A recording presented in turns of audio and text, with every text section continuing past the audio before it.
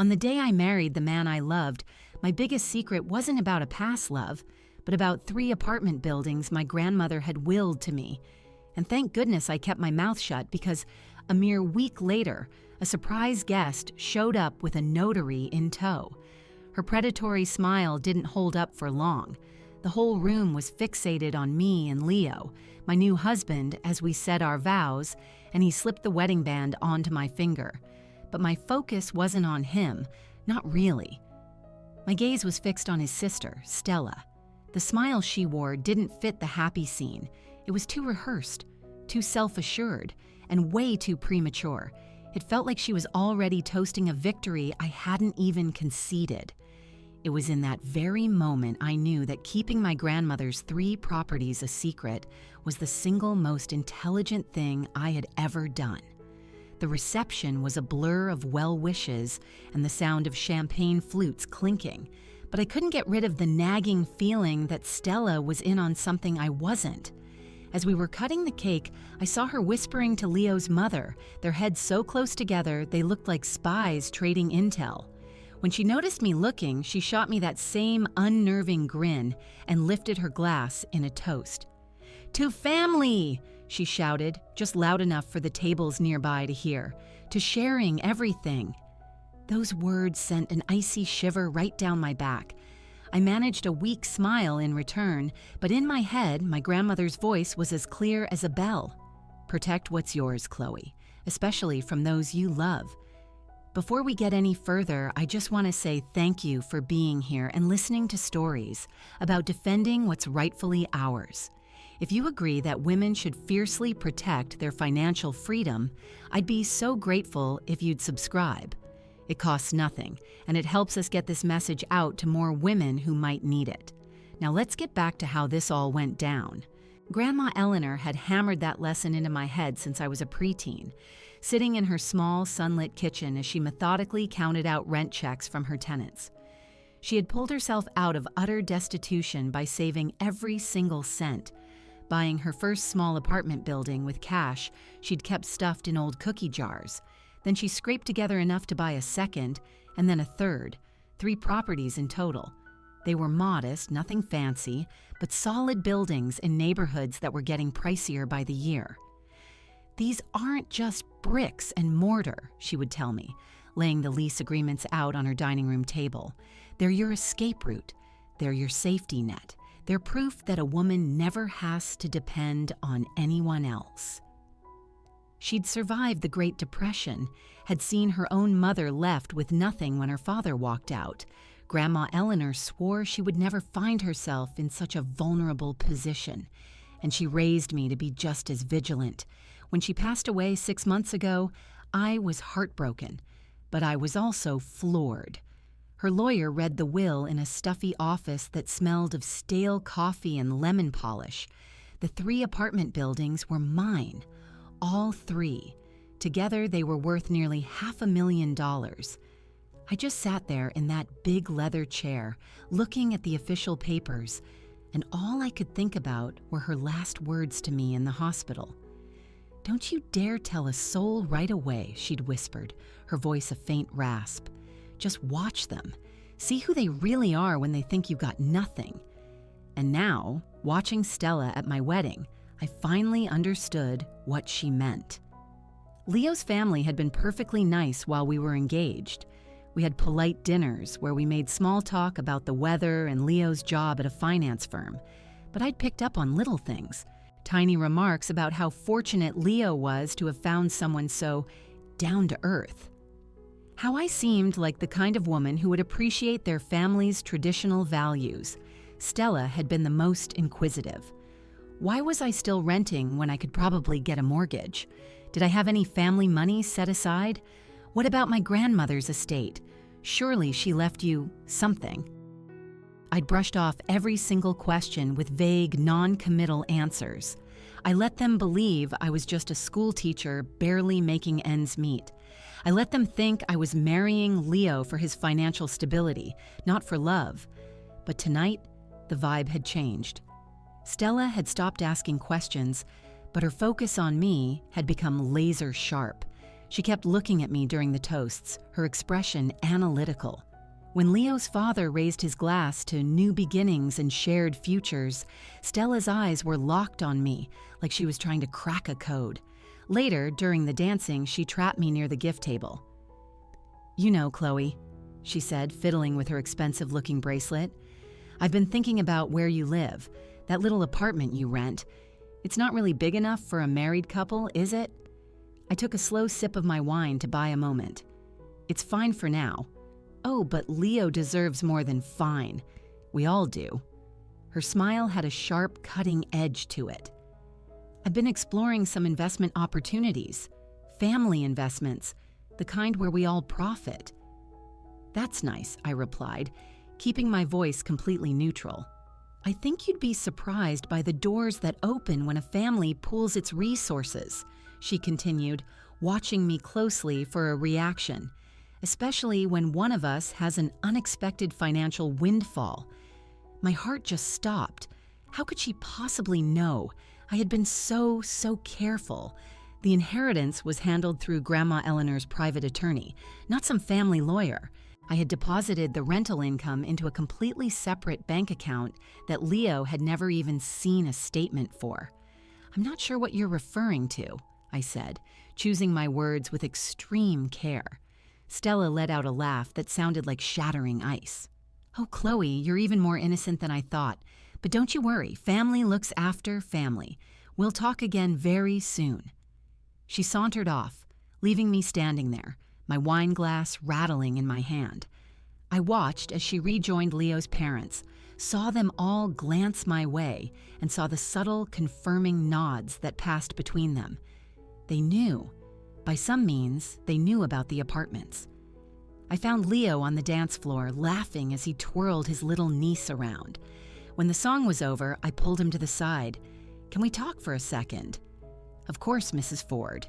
He grinned, using my new last name. "What's the matter? You look a little pale." I almost blurted it all out right then and there. The apartments, the inheritance, Stella's creepy comments. But something stopped me. Maybe it was the way his family had been circling all night, like sharks that had just caught the scent of blood. Or maybe it was the memory of my grandmother's frail hand gripping mine in that sterile hospital room. "Nothing's wrong," I lied. "I just wanted to tell you I love you." He kissed my forehead. "I love you too, more than anything." As we swayed to the music, I saw Stella watching us from across the ballroom. She was on her phone, her other hand gesturing wildly. When she noticed me looking, she smiled and gave a little wave, but her eyes were cold as stone. I made a choice right then. Whatever game Stella was playing, whatever she thought she knew, I would wait. I would watch. I would let her make the first move, and in the meantime, I would build my defenses. Those 3 apartment buildings weren't just my inheritance, they were my insurance plan. And I'd be damned if I let anyone swindle me out of them before I even knew what I was up against. The band started playing our final song, and I held Leo tightly, the weight of my secrets like a wall between us. I loved him, but I also loved the independence my grandmother had fought to give me, and if Stella wanted to play a game, she was about to find out that I was taught by a grandmaster. Some secrets are worth keeping, even from the person you married, especially from the person you married. 1 week of supposed marital bliss was shattered by 3 sharp raps on my front door. I was in my small living room folding laundry, humming to a song on the radio when the knocking came. It wasn't the friendly knock of a neighbor or the quick tap of a delivery driver. This was firm, official. The kind of knock that means business. I looked through the peephole and saw Stella on my doorstep, but she wasn't by herself. A woman in a severe-looking pantsuit stood next to her, clutching a briefcase as if it held state secrets. Stella was dressed for combat. A sharp blazer, her hair pulled back into a severe bun, and lipstick so red it looked dangerous. She looked like she was about to execute a hostile takeover, not pay a friendly visit to her new sister-in-law. "Chloe," Stella's voice called out, sweet as syrup, but with an undercurrent that made my skin prickle. I know you're home.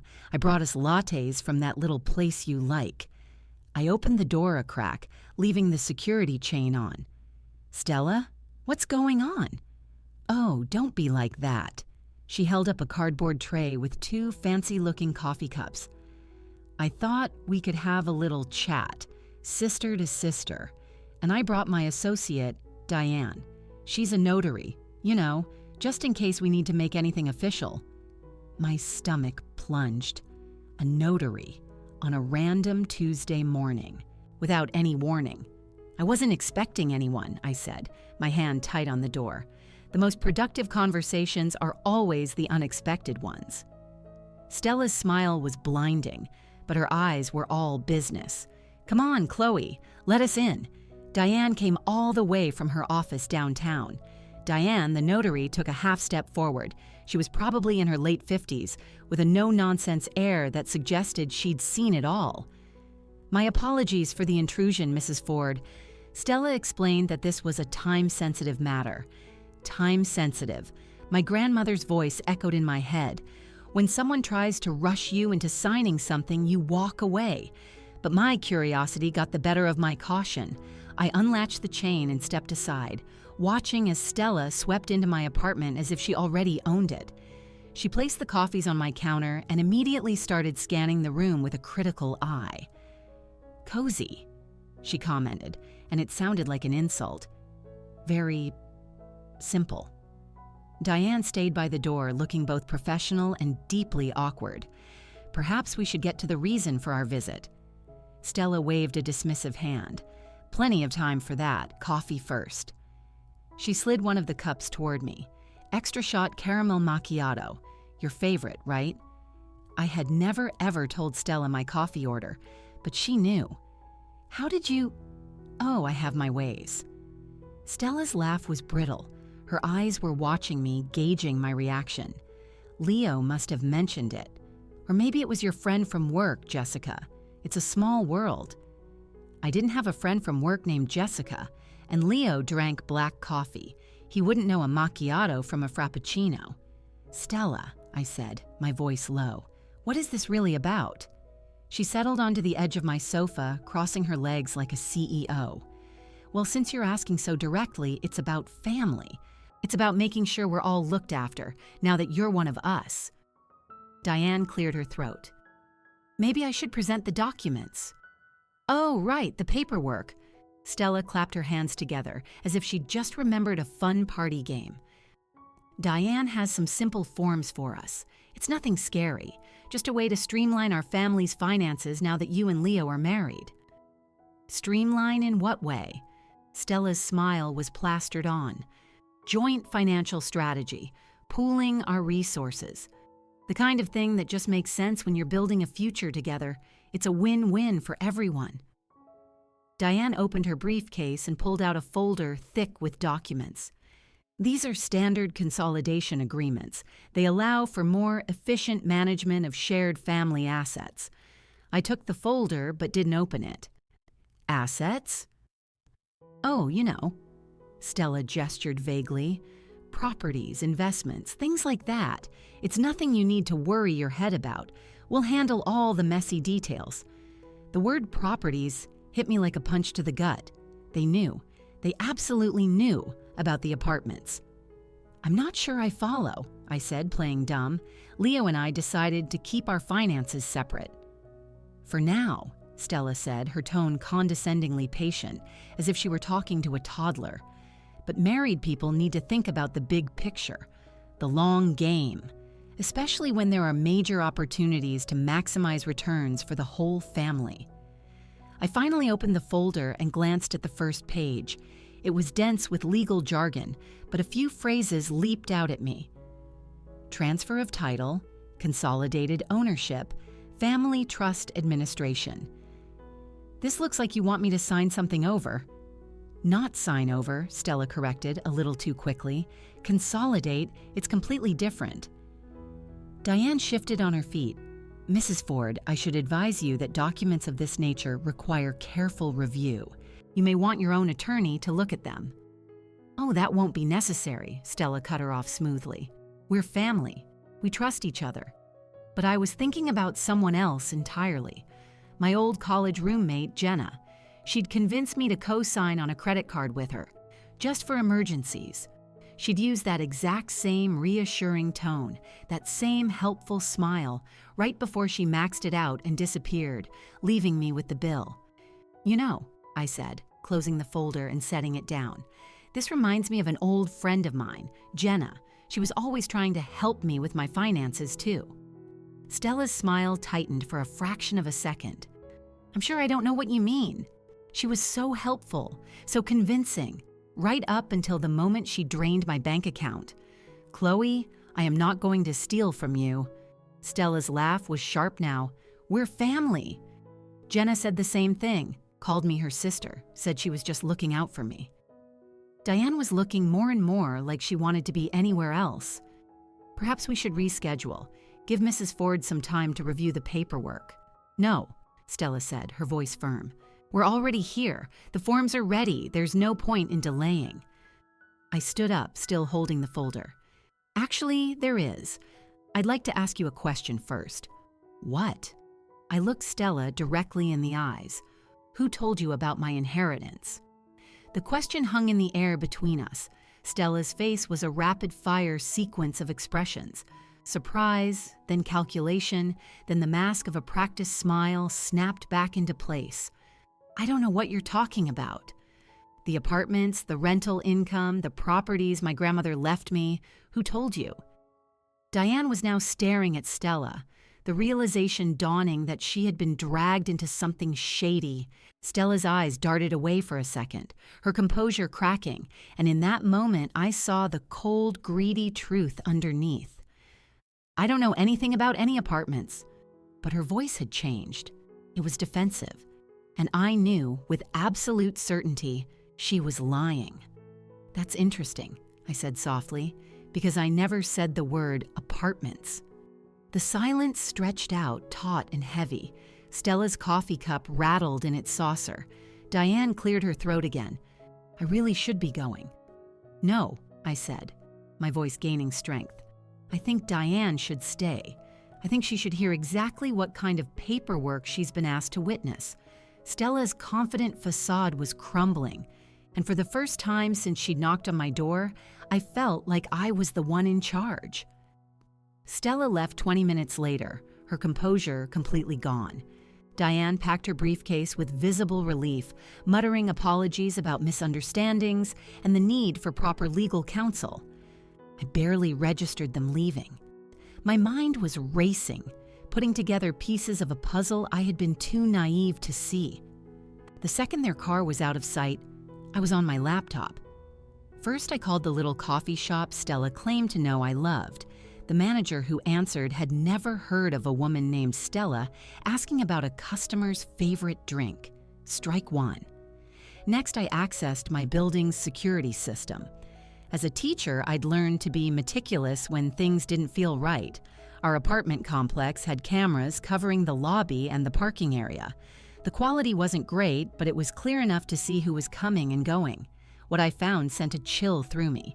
There was Stella, plain as day, chatting with my landlord, Mr. Henderson, just 3 days prior.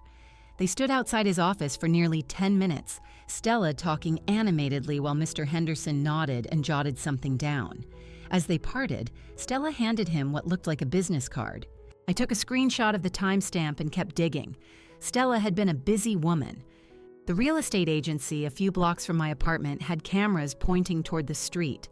I accessed their public footage archives through the city records website, and there was Stella again, this time with an older man I didn't recognize, pointing at building addresses on a map and taking notes. But the discovery that truly made me sick to my stomach came from the security footage in Leo's parents' neighborhood. His mother had mentioned their community had installed a new high-tech camera system after a recent string of break-ins. The footage was available online for residents. I found what I was looking for from Sunday night, 2 days before Stella's ambush. Stella's sleek sedan was parked in the Ford's driveway at 8:47 p.m. She was inside for more than 2 hours. Through the grainy video, I could see silhouettes moving inside the house, shadows cast on the living room window. At one point, I saw someone spread papers across what was clearly the dining room table. This wasn't a social call. It was a strategy meeting. My hands trembled as I reached for the phone. I needed answers, and I knew just the person to call. Arthur Vance's office came the familiar, calm voice of my grandmother's lawyer's assistant. Margaret, it's Chloe Ford. Chloe Hayes, that was. Is Arthur available? It's an emergency. A few moments later, Arthur's deep, gravelly voice was on the line. Chloe, my dear, I was wondering when I might hear from you. How is married life? Arthur, someone knows about the apartments. They came to my house today with legal papers for me to sign. There was a long pause. I see. Tell me everything. I laid out the entire story. Stella's visit, the notary, the security footage. Arthur listened patiently, only occasionally making a low humming sound, which I knew meant he was piecing things together. Chloe, he said when I was done, your grandmother warned me this might happen. She made me promise I would tell you something if anyone started sniffing around. What? I ran background checks on Leo's family before the wedding. Nothing illegal, just public records. Financials, business dealings, that sort of thing. My heart sank. What did you find? Leo's father is in serious financial trouble. His construction business is over-leveraged. He took on too much debt and the banks are starting to close in. He's 3 months behind on his commercial loan payments. I shut my eyes, the ugly truth coming into focus. How much debt? Almost $250,000. And your 3 apartments? Their value is almost exactly what he needs to get out of the red. The pieces clicked together with a sickening thud. Stella wasn't trying to help me. She was trying to bail out her father. It's worse than that, I'm afraid, Arthur continued. I did some more digging after your call. There's been a trend of using residential properties as collateral for high-risk commercial loans. It's a shady practice, often illegal if not disclosed properly. But it happens. Could they actually use my properties without my consent if they could get your signature on the right kind of document? Absolutely. The papers you described sound like they were designed to create a family trust, with your apartments as the primary assets. Once that's done, any family member with signing authority could potentially leverage those assets. I felt like the ground was crumbling beneath me. Arthur, I have to know. Did you tell anyone about my inheritance? Anyone? Absolutely not. Your grandmother insisted on absolute confidentiality. But Chloe, there are other ways for information to leak. Public records, for one. Property transfers have to be filed with the county clerk, so someone could have been watching the records? It's possible. Or, if they suspected you had inherited something of value, they could have hired a private investigator. The front door clicked open. Chloe, honey, I'm home. Leo's voice called out. I lowered my voice to a whisper. Arthur, I have to go, but I need those properties locked down. Whatever it takes. Consider it done. I'll start drafting the paperwork for an irrevocable trust first thing tomorrow morning. No one will be able to touch them without your explicit, witnessed authorization. Thank you. Chloe? Your grandmother was a very sharp woman. She saw this coming. Don't let them guilt you for protecting what's yours. Leo appeared in the doorway as I hung up, his tie askew and his hair a mess. He looked tired, older than he had just that morning. Hey, he said, kissing my forehead without really looking at me. Sorry I'm late, brutal day at the office. How was work? I asked, studying his face. Fine, boring, financial stuff. He drifted toward the kitchen, avoiding my gaze. What did you do all day? This was it, the moment of truth. I could tell him about Stella, the papers, everything I had found. Instead, I heard myself say, not much, just ran a few errands. He nodded, already half distracted as he pulled leftovers out of the fridge. Good, good. Hey, Stella called me at work, said she dropped by to visit you. My blood ran cold. Oh? Yeah, she mentioned something about family financial planning. Said it went well. He glanced at me over the top of the container. That's great, right? That she's including you in the family discussions. Including me. as if I were a new pledge being initiated into a fraternity. "What exactly did she say?" I asked, my voice dangerously calm. Leo shrugged. "Just that she had some ideas about how we could all benefit by pooling our resources. Pretty smart, actually. Stella's always been the money whiz in the family. Did she say what kind of resources? Properties, investments, you know? She said you seemed really receptive to the idea." He smiled at me, completely unaware of the hurricane of rage and betrayal building inside me. "I'm proud of you for being so open-minded. I know all this family finance stuff can be overwhelming. Overwhelming. Like I was a fragile little thing who couldn't possibly understand money. Leo," I said slowly, "did you know your father's business is in trouble?" His fork paused halfway to his mouth. "What? No, that's not true. Where did you hear that? Does it matter where I heard it?" "Dad's business is fine. Stella would have told me if there was a problem. Stella would have told him." Not his own father. Stella. I looked at my husband, the man I had promised to love and cherish just 7 days ago, and a crushing realization hit me. He wasn't my partner in this. He was on their team. Maybe he didn't know the dirty details, and maybe he wasn't actively plotting to defraud me. But when it came down to it, his allegiance was with them, and I was the outsider they were planning to exploit. "You're right," I said softly. "Stella probably would have told you." He smiled, relieved that I'd backed down. "Exactly. Stella looks out for all of us. She's just trying to help." Those words, "just trying to help," echoed in my mind as I watched him eat his dinner, scrolling on his phone, completely oblivious to the fact that his sister had tried to rob his wife just a few hours before. I wasn't just fighting Stella anymore. I was fighting an entire family who saw me not as a person, but as a resource, to be plundered. And my own husband, whether he knew it or not, was helping them do it. The next morning, I was up before Leo, making coffee in the quiet dark of the kitchen. My mind was sharp and clear for the first time in days. I had 2 paths: confront him with his family's scheme or play their game, but play it better. I chose silence. While Leo was in the shower, I called Arthur Vance's office and left a message with Margaret. "Tell him it's urgent. I need those properties secured today, not tomorrow." Arthur called back within the hour. "Chloe, I've been working on this since dawn. Can you be at my office at noon? I'll have the trust documents ready. What kind of trust is it?" "An irrevocable asset protection trust. Once this is signed and filed, no one, and I mean no one, can touch those properties without your explicit written consent. Not your husband, not his family, not even a court order in most scenarios. Will Leo need to know about this?" Arthur paused. "As your spouse, he has certain claims to community property. However, since these apartments were your inheritance, they remain separate property. This trust makes that separation absolute and legally binding.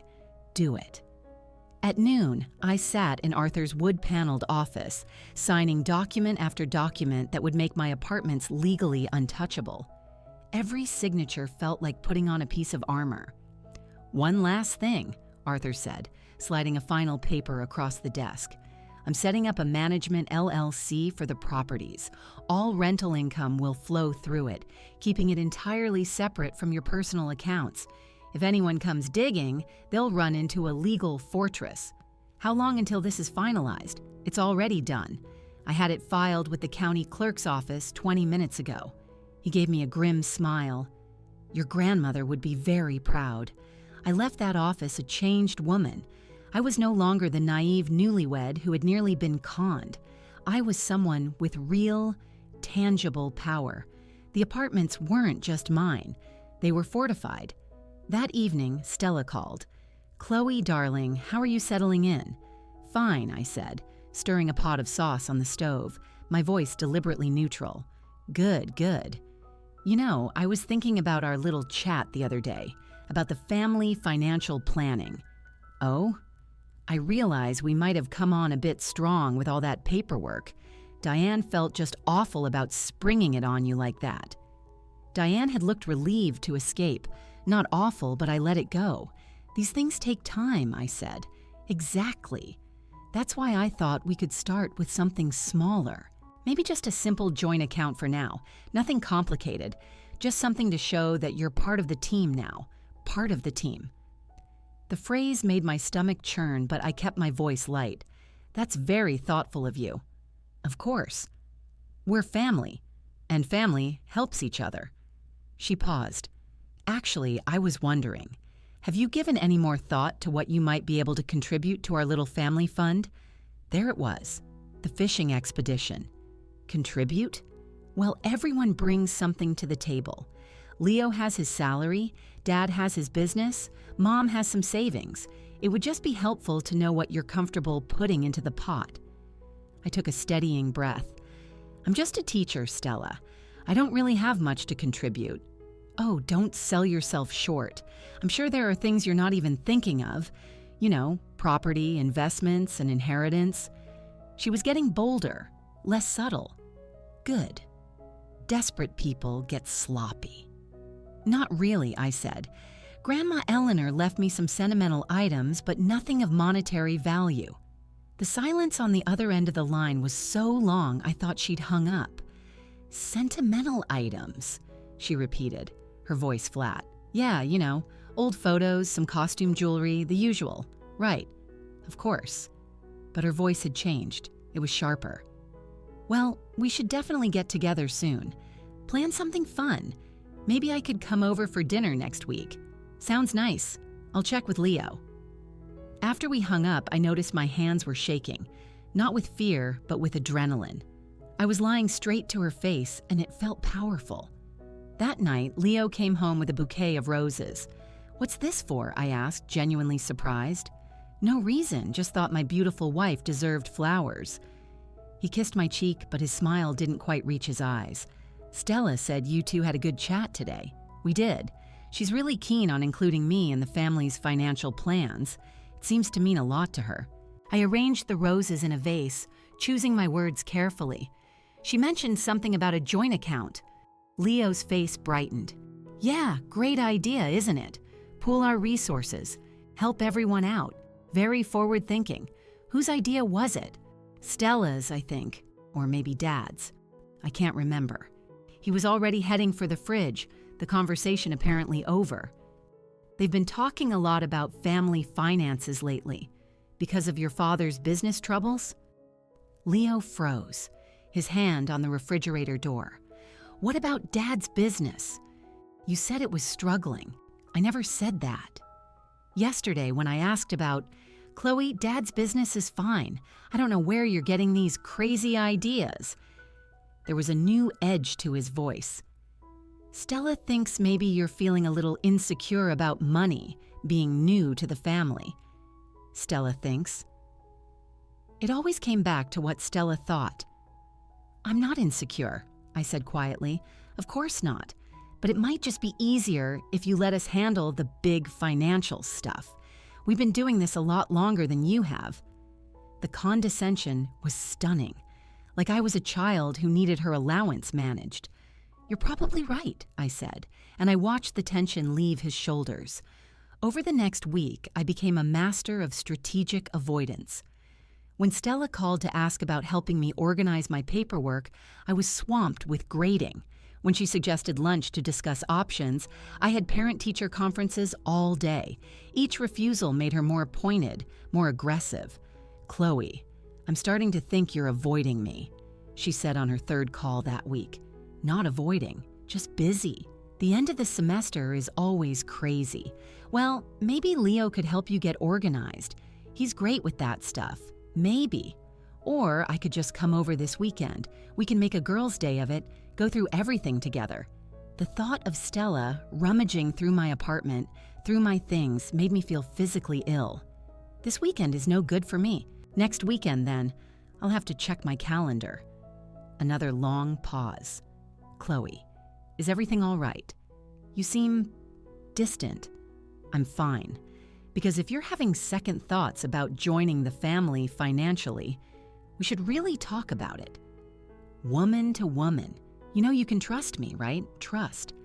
The word every con artist uses right before they make their move. Of course I trust you. Good. because I would hate for there to be any misunderstandings between us. The threat was veiled, but it was there. I had been too evasive and Stella was getting suspicious. That night, Leo came home late, his jaw clenched. "Stella's worried about you," he said, skipping any greeting. "Worried how? She thinks you're pulling away, that you're being secretive." "I'm not being secretive, aren't you? You won't commit to a meeting. You keep making excuses. I told you I'm busy with Chloe." Leo sat down across from me, his expression grim. "What aren't you telling me?" For a split second, I thought about laying it all out. The apartments, Stella's scheme, the whole ugly truth. But then I looked at his face. Earnest, worried, but also primed to defend his family. "Nothing," I said. "I'm not hiding a thing." "Then prove it. Come to dinner on Sunday. Stella's making her famous lasagna. We can all sit down and hash out this financial planning stuff like adults. It wasn't an invitation, it was a summons." "Fine," I said. "Sunday dinner sounds lovely." Leo smiled and kissed my forehead, but I could feel the strategy behind it. They were closing ranks, herding me toward whatever trap they had set, but they had no idea I'd spent the week building a fortress they couldn't possibly breach. My silence hadn't been a sign of weakness, it had been a strategy. And now, it was finally time to let them make their move. Sunday dinner was going to be very, very interesting. Sunday dinner never came. Instead, Stella was at my door on Tuesday morning, with Diane the notary in tow once again. But this time, the vibe was completely different. Stella's confidence was a physical force, radiating from her as she strode up my walkway in power heels, carrying a leather portfolio that shouted, "Expensive lawyer." "Chloe, darling," she called through the door, her voice dripping with fake sweetness. "I have the most wonderful news. We've simplified everything for you." Diane looked even more uncomfortable than last time, but also more resigned, as if she'd been paid enough to swallow her professional ethics. I opened the door wearing my rattiest old sweatpants and a faded college t-shirt. Let her think she'd caught me off guard. Stella, Diane, back again. Well, you know how we are. We just couldn't wait to get this all settled for you. Stella blew past me and into my living room as if she owned the place. And this time, we did all the heavy lifting for you. She spread a new set of documents across my coffee table with a dramatic flourish. These weren't the vague forms from last week. These were specific, detailed, and my name was already printed at the bottom of every signature line. "Property transfer agreements," Stella announced, her voice ringing with triumph, "all drawn up and ready to file. We even included the property addresses." My blood went ice cold. There, in stark black and white, were the exact street addresses of my 3 apartment buildings. Not just the neighborhoods, but the precise street numbers, unit designations, and even the correct zip codes. "How did you get these addresses?" I asked, my voice dangerously quiet. Stella's smile was pure victory. "Oh, Chloe, did you honestly think we wouldn't find out? Property records are public. All it took was hiring someone who knows how to look. Someone? A very skilled private investigator. It cost us a pretty penny, but family is worth the investment, right?" She tapped the papers with a perfectly manicured nail. 3 buildings in prime neighborhoods, combined value of roughly $500,000. Quite the nest egg for a simple teacher. Diane shifted her weight. "Mrs. Ford, I need to be clear. These documents will transfer full legal ownership of the properties." "Full partnership," Stella corrected her sharply. "We're forming a family trust, for everyone's benefit." "The legal language specifies a transfer of title," Diane insisted, her professional conscience finally winning a small battle. Stella's mask slipped. A flash of pure irritation crossed her face before the smile snapped back into place. Semantics. The point is, we'll all be in this together. I sat down slowly, examining the papers. They were expertly drafted and completely fraudulent in their intent. "These must have been expensive to draw up," I said. "Don't you worry about that. Think of it as our investment in your future." Stella perched on the edge of my sofa, practically vibrating with excitement. All you have to do is sign on the dotted lines, and Diane will make it official. Then we can really start building our future together. Building what? Real security, Chloe. Your little apartments will become part of something much bigger, something that can actually generate serious wealth. I looked up at her. And what happens to the rental income I'm currently receiving? Stella's eyes gleamed. It gets pooled with the rest of the family's resources, managed by professionals, and my share of that would be... We're thinking 15%, which is very generous for someone with no real estate experience. 15% of my own properties. That seems a little low, I said mildly. Oh, but you have to factor in management fees, upkeep, legal costs. When you consider everything we'll be doing for you, 15% is more than fair. I nodded thoughtfully, then stood up and walked over to my laptop. You know, Stella, you've been so thorough with your research. I just wonder if you've seen everything. What are you talking about? I opened my laptop and pulled up the folder of security footage I had compiled. Well, since we're all about sharing family information now, I thought you might be interested in a little research of my own. Stella's smile faltered as I turned the screen to face her.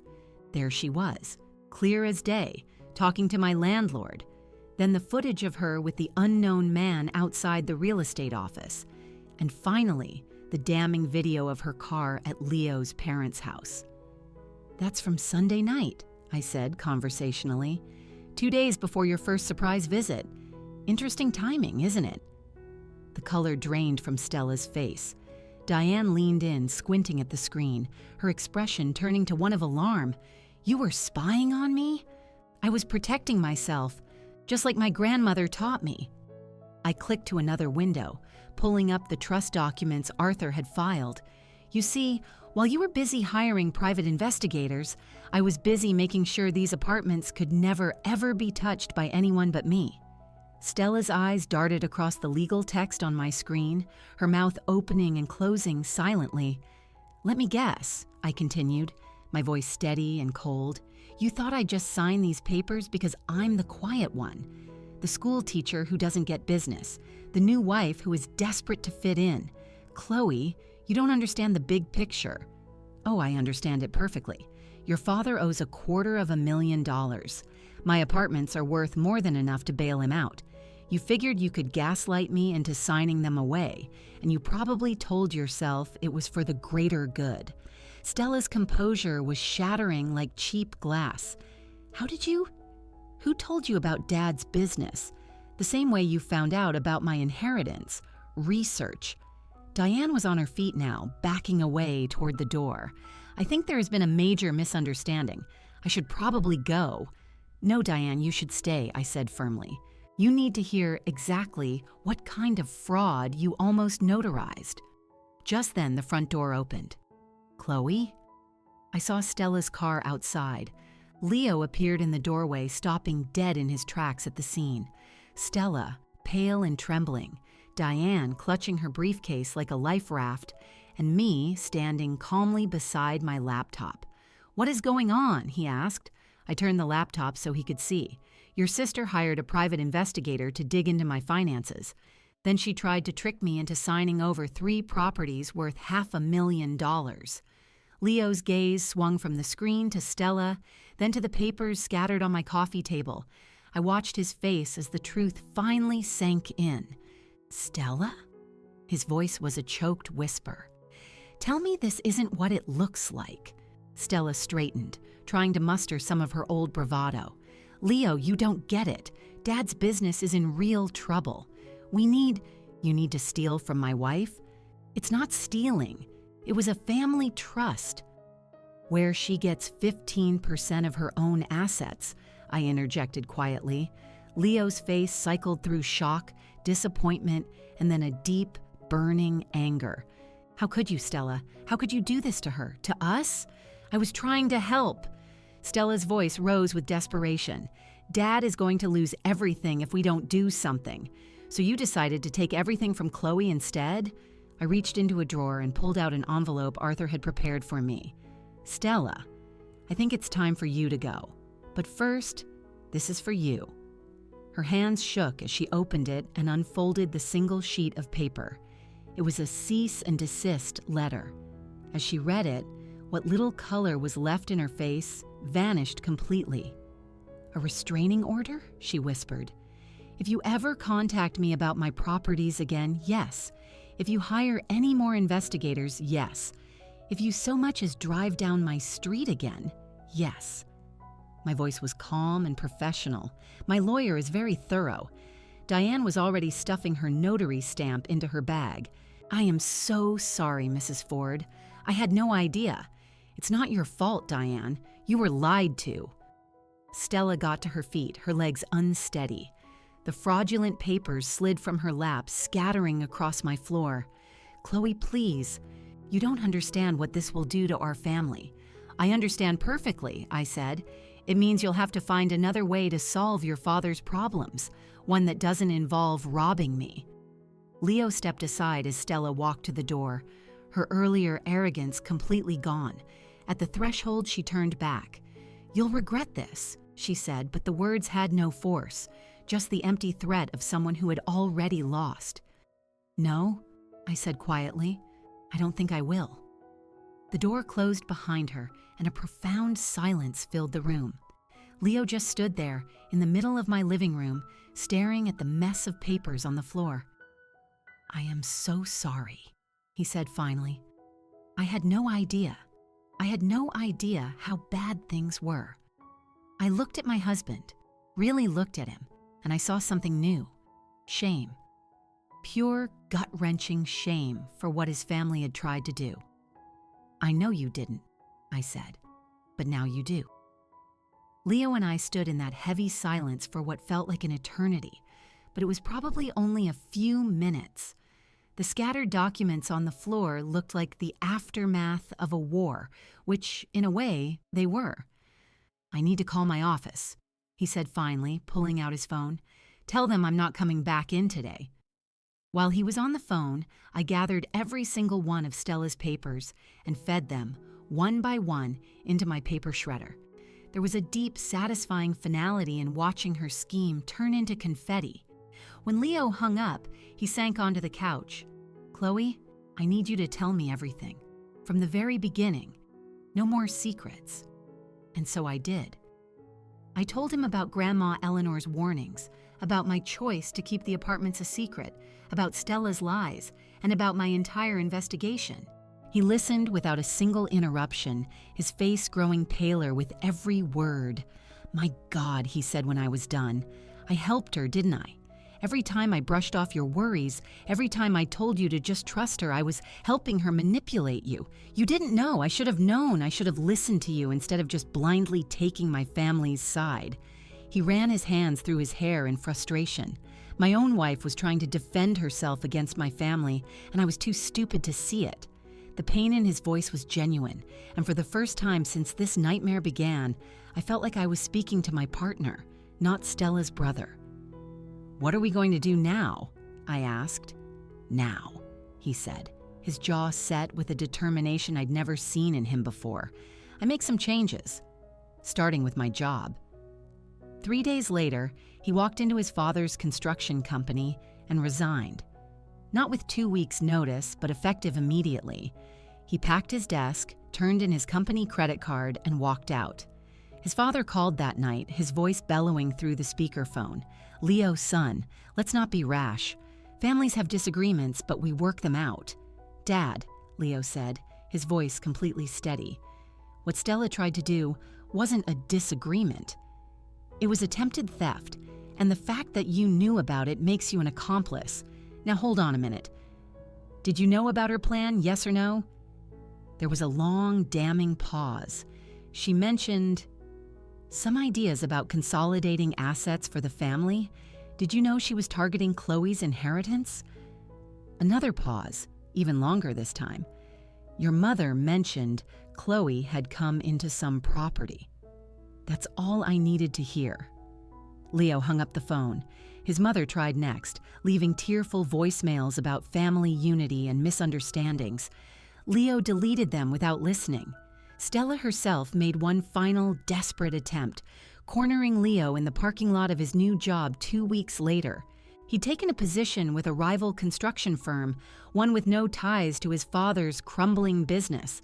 She approached him with tears streaming down her face. "Leo, please. Dad's going to lose everything. Then he should have thought about that before he let you try to rob my wife. I wasn't robbing her. I was trying to save our family. By destroying my marriage? By lying to Chloe? By hiring a private investigator to spy on her?" Leo just shook his head. "You crossed a line, Stella. A whole lot of them. But we're family. Chloe is my family now. You forced me to pick a side, and I picked hers." Stella's face crumpled. "You can't just cut us off. Watch me." And he did. Leo blocked their numbers, sent their letters back unopened, and ignored every holiday invitation. When his parents showed up at our apartment unannounced, he spoke to them through the closed door, but refused to let them in. "This is just temporary," his mother called through the wood. "Families forgive." "Some things can't be forgiven," Leo called back. "Some lines can't be uncrossed." The estrangement from his family was hard on him. I'd catch him sometimes just staring out the window, a sad look on his face. But whenever I asked if he regretted it, his answer was immediate. "Never. What they tried to do to you was unforgivable. I just wish I'd seen it sooner. Our marriage was different after that. We started talking about money, really talking. I showed him the trust, explained the rental income, and walked him through my grandmother's entire financial philosophy. She was a genius, he said, looking over the property management statements. Building an empire so quietly no one even knew. She used to say the best security is the kind no one knows you have. Smart woman, he said with a smile. I see where you get it. We built our own financial rules, separate accounts for our salaries, a joint account for all household bills, and total transparency about everything else. No more secrets, no more assumptions. Meanwhile, Stella's world fell apart.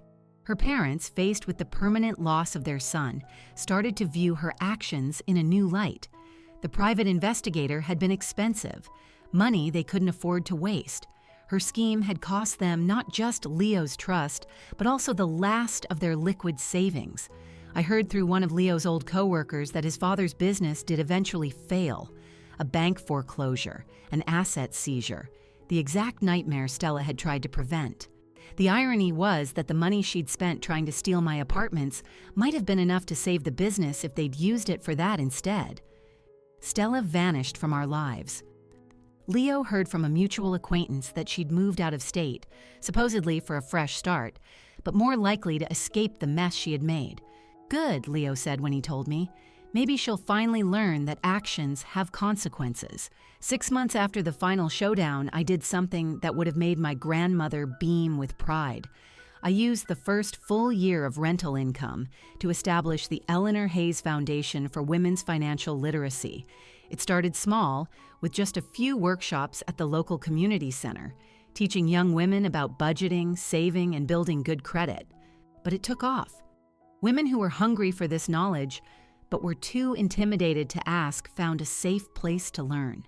Your grandmother would love this, Leo said one evening, helping me stuff folders for our first big workshop.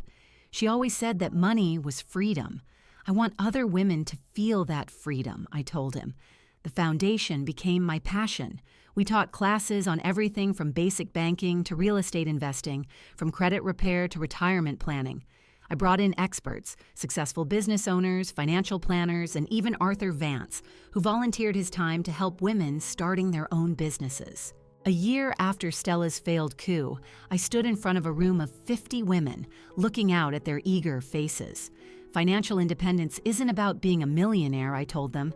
It's about having enough money to make your own choices, enough to say no when someone tries to control you, enough to protect what matters.